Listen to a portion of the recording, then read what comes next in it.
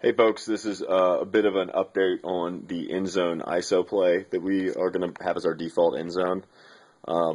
This is to talk about handler movement.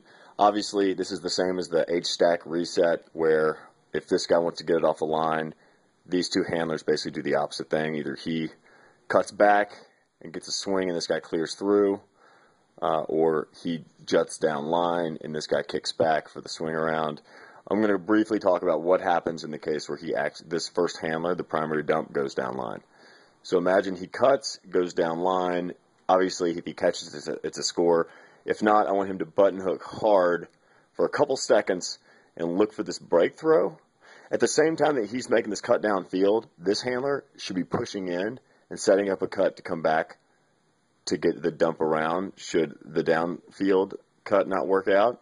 While he's doing that, this guy needs to be paying attention enough, the ISO needs to be paying attention enough to actually clear quickly to get over here and become the third handler. So that's basically clearing up this space in the middle of the field. And when he's clearing over here to become this handler, the new ISO is the guy off the front of the stack, so he's dropping down into the ISO position. And he wants to watch this cut very closely, because if this guy comes across, it doesn't happen, then he button hooks and comes across for a few steps hard to the break side. I don't want this guy coming down into him and stopping and possibly creating a poach situation. So this guy needs to kind of stay put until the handler cutter is done making their cut, and then they should clear into the stack, probably to the front again, but this guy pops down.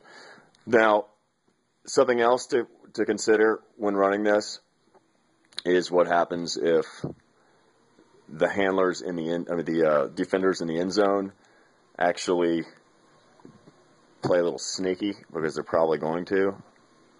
So I'd imagine if we set something up like this, they're probably going to set something up like this, where they're sort of taking the space on the side and then probably load another guy down here, sort of at the front of the stack, taking area. If this happens, then we just simply need to know to basically, if the disc swung to the middle here, basically just to flood around and split one of those guys on whatever the weak side is once it swings. Okay? That's it. Hopefully that's not too confusing.